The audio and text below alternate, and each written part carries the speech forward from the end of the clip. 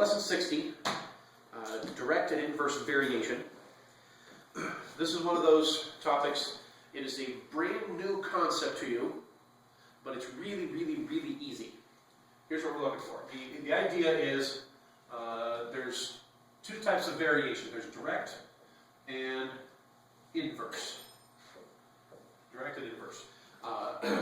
You do the same steps as far as solving these problems. The equation is slightly different depending on which it is.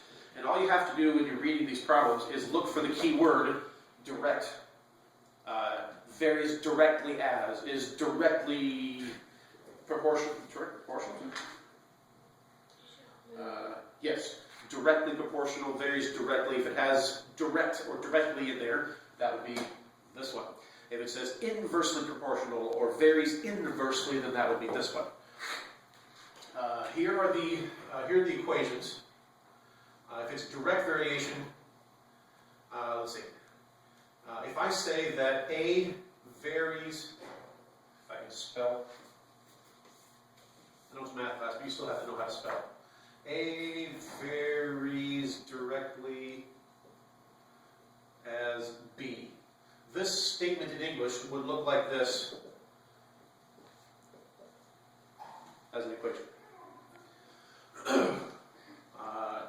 If A varies inversely as B, then the equation looks like this. A equals K over B. That's a B. B, try it again. There we go. And K is constant, some constant. We'll call it a constant of variation. And that's pretty much it. That's it? So what you're going to do is they're going to have to give you, there's only one equation here. Either A equals KB or A equals K over B, but it's one or the other. Whichever one it is, they're going to have to, here's how these problems are going to go. You're going to have to plug in your, I don't know, variables.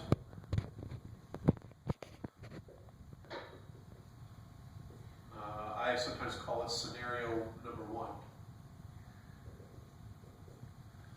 Solve for K, and then you plug in K and whatever variable they give you and solve for the one that they're asking for.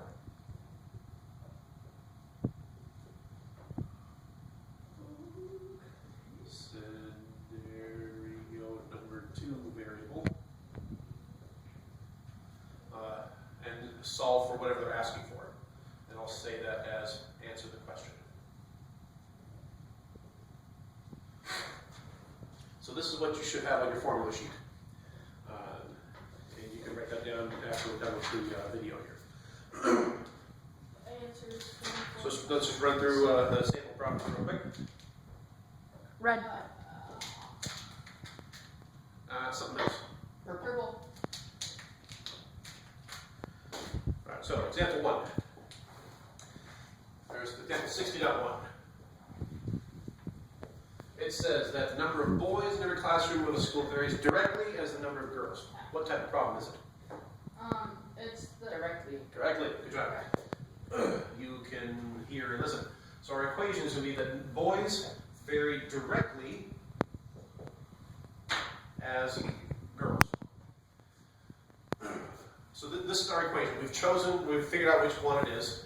I probably maybe should have put a step right here saying determine what type of problem it is, direct or inverse. Hopefully that's obvious though. Alright, so if boys vary directly as girls, in one room there's 8 boys and 2 girls. So that's scenario number 1. 8 boys, 2 girls. Solve for K. What's K? 4. Good job. Any questions? Divide both sides by 2. K equals 8 divided by 2, which is 4. And that's why I don't like to use these things. They smudge it. So K is 4. Check. Plug in K and scenario number 2 variable. Here we go. If there are 5 girls in another room, so same relationship, except now it's saying that there's 5 girls. They want to know how many boys would there be. we plug in what we know k is, and what's the answer to the question? 20. Well, that was pretty exciting, wasn't it? No. Next example. Whoa, that was hard. I know, right? That's why I'm saying it's a new concept because you haven't run into this before, but it's really, really, really easy. 60.2. Number of revolutions per minute, RPM, varies inversely as the number of teeth in the gear. What type of problem is it? Yeah, that's right. Okay, so we have RPMs varies inversely. So we have K over number of teeth in the gear, and the book decides to get all fancy on us and do n sub t for number of teeth. Was this, Doesn't really matter what letters you use. What? was this a sunny day? Yes, this was probably a golf day. Alright, so we've determined that it's this relationship, an inverse variation. So we set up our equation here. Now we need to plug in the variables for scenario number 1. 40 teeth result in 100 RPM. So 40 teeth go with 100 RPM. Here's K. What's K? 4,000. No, it's just 4,000. You said 40. Okay, 4,000. Stop. Then, so check. Now we're going to plug in K and solve for our scenario number 2. So 4,000 for K. Same relationship. They're going to have to give us one of these and ask for the other. What would be the RPM? So we're solving for this one. If the gear had 30 teeth. And so whatever that comes out to. Wait, it's too hard. Now, I don't know. 130. Overall, I really like the Saxon books. Every now and then they have a problem that just makes you raise your eyebrow and go, huh? This is Huh? not one of them. Yeah, this is one of those. This obviously does not come out evenly. They're not going to do this to you in the homework. I don't know why they did this example where it doesn't come out evenly. For a real life problem, probably. So that could very well be. But at least as far as your homework problems, don't worry about having to deal with nastiness like this. This comes out to 133 and a third. Or Whatever. Example 60.3. clowns. We've got number of clowns was directly proportional to the number of performers. Inversely. Smart Alex in every class.